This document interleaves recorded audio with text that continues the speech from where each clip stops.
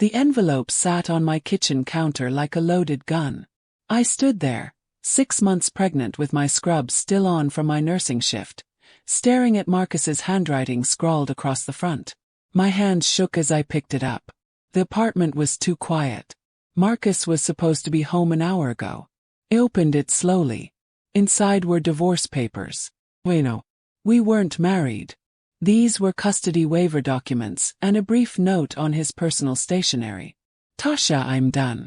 This isn't the life I want. Vanessa makes me happy in ways you never could. I've moved out and taken what's mine from our joint account. Don't contact me. The baby doesn't change anything. Marcus. The baby doesn't change anything. Those 5 words burned into my brain. I pressed my hand against my belly where our daughter kicked, oblivious to the fact that her father had just abandoned us both. I grabbed my phone with trembling fingers and opened our banking app. The joint checking account showed $63.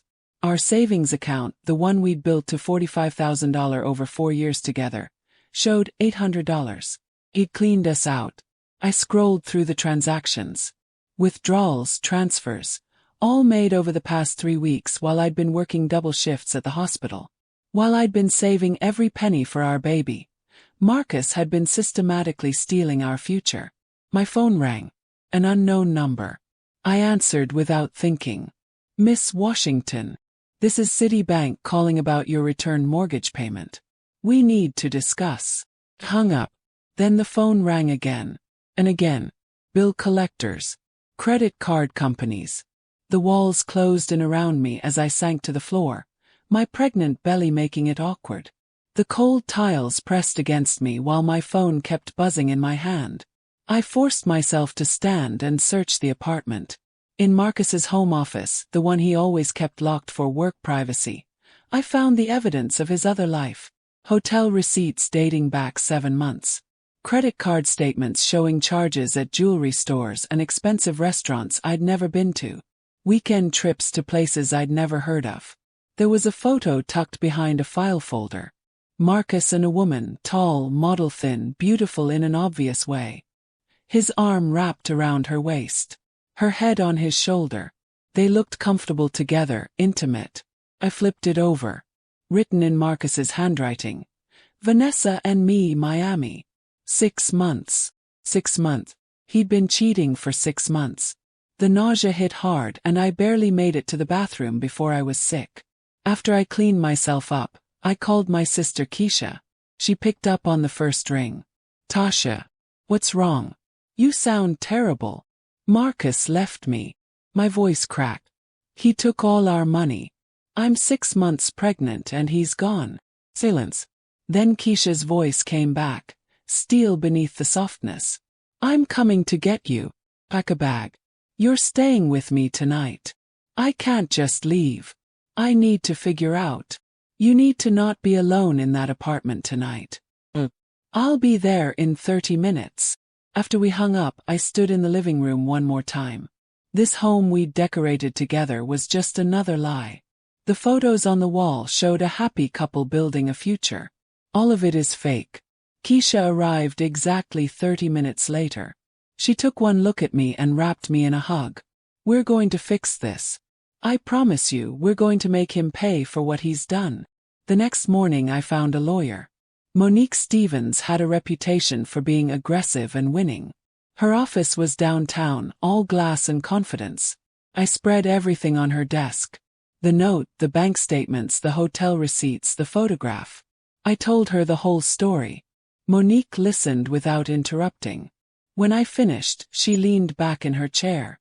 Marcus is either very stupid or very arrogant. He left a clear trail. We can trace every transaction. The timing, combined with your pregnancy and the systematic theft, gives us excellent grounds for fraud claims. Can we get the money back? Most of it, yes. But I need you to understand something, Tasha. This is going to get ugly. He's already shown he's willing to cheat and steal. You need to trust me completely. Can you do that? I met her eyes. Yes. Monique recommended I hire a private investigator.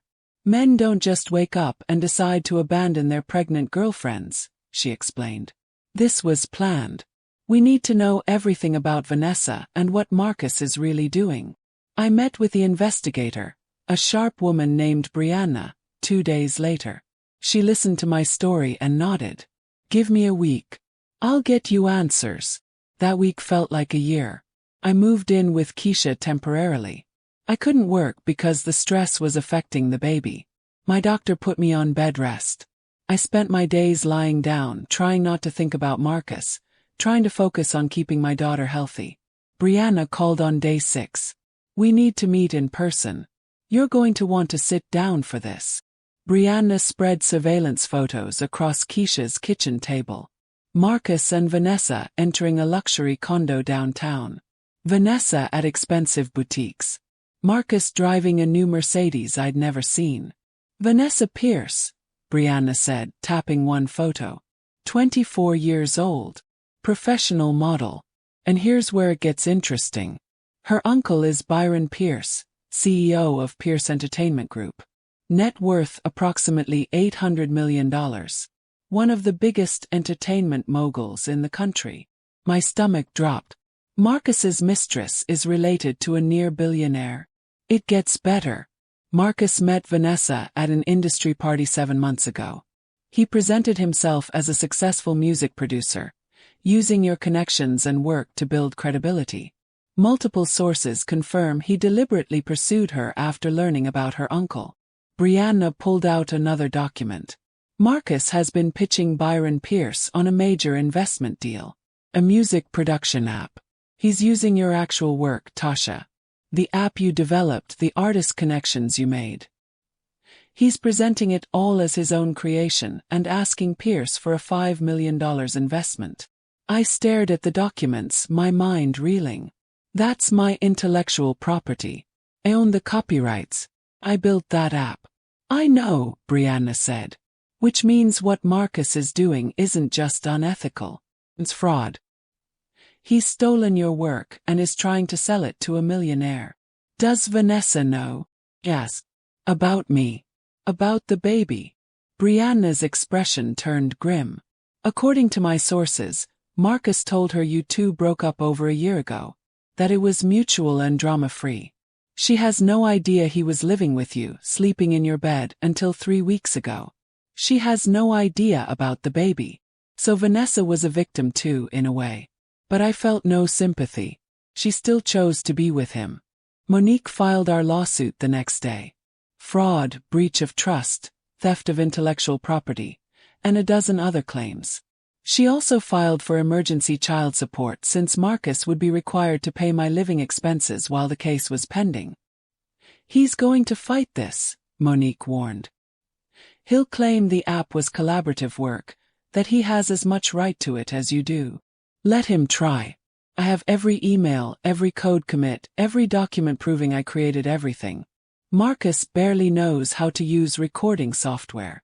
Over the next 2 weeks, Brianna provided constant updates. Marcus had been living entirely off Vanessa's money. The luxury condo, the Mercedes, his expensive clothes, all paid for by her. He hadn't spent his own money in months. He was positioning himself as a successful entrepreneur while being completely supported by her wealth. My daughter was born on a Tuesday morning in late August. 15 hours of labor. When the nurse placed Amara in my arms, I felt everything shift inside me. This tiny person depended on me completely. Everything I did from this moment forward would be for her. Keisha cried. The nurses cooed. And Marcus? Nothing. No call, no text, no acknowledgement that his daughter existed. I posted one photo to social media. Amara's tiny hand wrapped around my finger. The caption read simply, "Welcome to the world, Amara Rose, Washington. August 22nd. 7 pounds 2 ounces. Perfect." Within minutes, comments flooded in. Love and congratulations from friends and family. And then, buried in the responses, a comment from someone whose profile showed a beautiful woman. Vanessa Pierce. Oh my gosh, congratulations. Marcus must be so happy. I stared at that comment. Vanessa had no idea Marcus wasn't at the hospital. She thought he was here, playing the proud father. She still didn't know he'd abandoned us. I took a screenshot and sent it to Brianna and Monique with a message. Evidence that Vanessa still doesn't know the truth about when Marcus left. 2 weeks after Amara's birth, Brianna called with major news. The investment deal with Byron Pierce is supposed to close next week. Marcus is scheduled to sign contracts for $5 million on September 15th. If he gets that money based on your stolen work, we'll have a much harder time recovering it. Can we stop it? I asked, bouncing Amara gently as she fussed. We can expose it. I have a contact in Pierce Entertainment's legal department. We can get our evidence package to the right person. Someone who will make sure Byron Pierce sees it and understands what Marcus is really doing. Monique added, this is risky. If Pierce doesn't believe us or decides to protect Marcus for his niece's sake, we'll have shown our hand for nothing. But if he does believe us, I said slowly, if he pulls the investment and exposes Marcus, then Marcus loses everything. The money, Vanessa, his reputation. Exactly, Monique said. It would be the most effective justice possible. I looked down at Amara sleeping in my arms. Do it. Send everything. Brianna's contact delivered the evidence package to Byron Pierce's office on September 10th, 5 days before the scheduled contract signing. The package included everything. Surveillance reports proving Marcus's deception, financial documents showing the theft, intellectual property registrations in my name proving I created the app, testimony from witnesses confirming Marcus was living with me until 3 weeks before Amara's birth. 72 hours later, Byron Pierce personally called a meeting with Marcus. Brianna's source reported that Pierce brought his head of legal, his head of security, and 2 other executives. They questioned Marcus for 4 hours about the app, asking technical questions Marcus couldn't answer. They asked about his relationship timeline with Vanessa. They asked about me and the baby. Marcus apparently claimed everything was a misunderstanding, that we'd been separated emotionally for years, that the intellectual property was jointly developed, that any inconsistencies were just miscommunications. But Byron Pierce was a self-made millionaire who'd built his empire on reading people and identifying liars. And Marcus had just been caught in multiple lies with documented evidence. The meeting ended with Pierce canceling the contract signing indefinitely, pending further investigation. Marcus left the Pierce Entertainment building at 6 p.m. His face pale, his hands shaking. Brianna's surveillance team followed him to the luxury condo. Marcus and Vanessa had a screaming argument that neighbors reported hearing. By midnight Marcus had moved out. By morning the engagement was over. By noon, Byron Pierce's attorneys had sent a letter to Marcus's attorney informing him that Pierce Entertainment was considering criminal fraud charges. Monique called me with the news. It worked. It all worked. Marcus's entire house of cards just collapsed. I held Amara close, feeling her warmth, her trust. Good. The next few months were a blur of legal proceedings and new motherhood. Marcus sent a single text message after Amara was born. Hope the baby is healthy. Let me know if you need anything. As if he were a distant acquaintance instead of her father. As if he had any right to information about the daughter he'd already abandoned. I blocked his number. The court ordered Marcus to pay $2,500 per month in child support and $3,000 per month in support for me while the case was pending. He fought the amounts, claiming he couldn't afford it because his business opportunities had fallen through. Monique's response was brutal. Mr. Collins's current financial situation is a direct result of his criminal fraud and theft. He cannot benefit from his own wrongdoing by claiming poverty. The judge agreed. Marcus's appeal was denied. Meanwhile, I slowly rebuilt my life. I couldn't return to nursing full-time with a newborn, but I could work on my app, the music production platform I'd built from scratch. I reached out to old contacts, artists I'd worked with before Marcus. The response was immediate. They'd always known I was the real talent. Several wanted to invest in the app once it launched. When Amara was 4 months old, I received an unexpected call. Byron Pierce himself. Miss Washington, I wanted to apologize personally. My niece was used as a tool to hurt you. If I'd done better research on Marcus Collins before allowing him into our lives, perhaps some of this pain could have been avoided. Mr. Pierce, you didn't know. Marcus is a skilled liar. Perhaps. But I pride myself on protecting my family. I failed in this case. He paused. I've reviewed the music production app you're developing. It's excellent work, far superior to what Marcus tried to sell me. I'd like to license it for Pierce Entertainment. The terms are outlined in a proposal I'm sending over. I opened the email on my laptop. The licensing fee was $200,000 annually for 3 years, with options for renewal. This is very generous, I managed to say. It's fair compensation for superior work. I'm also prepared to invest in your company if you decide to expand. Not a controlling stake. You'd maintain full ownership, but I can provide capital, connections, and strategic advice. I discussed Byron's offer with Monique and Keisha. Everyone agreed it was legitimate. Byron Pierce's reputation was impeccable. His business acumen was legendary. And he was offering to invest without taking control. I accepted the investment. Pierce Entertainment purchased a 25% stake in my new company, Harmony Apps, for $2 million. The capital allowed me to hire developers, designers, and a small sales team. Within 6 months, Harmony Apps had 3 major clients. Revenue was growing steadily. I was profiled in tech blogs as a rising entrepreneur in the music technology space. And Marcus was working at a retail electronics store, living in a cheap apartment. His debt to me growing larger every month. The court had ruled he owed me $65,000 in restitution for the stolen money, plus ongoing child support. At his current payment rate, he'd be paying me for the next 20 years. When Amara turned 1, we had a small party at Keisha's house. Just family and close friends. Amara wore a little purple dress and a tiny crown, absolutely delighted by the attention and cake. Marcus called for one of his monthly phone sessions. I'd agreed to let him call once a month, supervised, though he rarely followed through consistently. "Hey, baby girl," Marcus said through the speaker, his voice trying too hard to sound cheerful. "It's Daddy. Happy birthday." Amara looked at the phone with mild curiosity, then went back to playing with her toys. She didn't know him. He was just a voice. "Are you having a good birthday? Daddy misses you so much."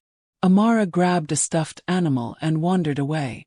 Marcus tried to keep talking, but she'd lost interest completely. I ended the call after 3 minutes.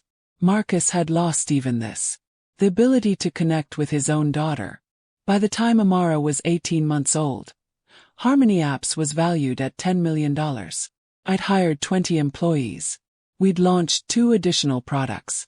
Major music labels were using our platform. I hired a financial advisor and started planning for Amara's future. College funds, trust funds, investments. My daughter would never experience the financial terror I'd felt that day on my kitchen floor. Vanessa Pierce reached out through social media, requesting to meet. I was surprised but agreed. We met at a quiet coffee shop. "Thank you for seeing me," Vanessa said. She looked healthier than in those surveillance photos, more grounded. "I wanted to apologize for my part in your pain.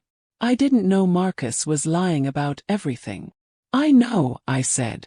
"Brianna's investigation confirmed that. I should have asked more questions, done more research. I was naive." He paused. "I heard about your company. My uncle talks about you sometimes. He's impressed with what you've built. I'm happy for you. You deserved so much better than what Marcus did." We talked for another hour. Not friends, the history was too complicated for that, but we reached an understanding. We'd both been deceived by the same man. We'd both rebuilt afterward. When Amara turned 2, Marcus filed a motion requesting in-person visitation. His attorney argued that Marcus had overcome his initial difficulties and was now ready to be an active father. Monique's response was devastating. She documented that Marcus had paid minimal child support, had missed most scheduled phone calls, and had shown no genuine interest in Amara's development. The motion was denied. But the attempt worried me. Marcus was getting desperate. 3 months later, something unexpected happened. Marcus's new girlfriend, a woman named Shayla, called Monique's office asking to speak with me. She said she'd learned things that made her question everything Marcus had told her. We met at Monique's office. Shayla was young, maybe 26, and looked like she'd been crying for days. I found financial documents, she explained. Bank statements showing Marcus has been taking money from my account without permission. Over $8,000 in 3 months. When I confronted him, he admitted he's done this before. To Vanessa. It's a pattern. Monique leaned forward. You understand we'll need to share this with the court. It's evidence of ongoing fraud. I want you to, Shayla said.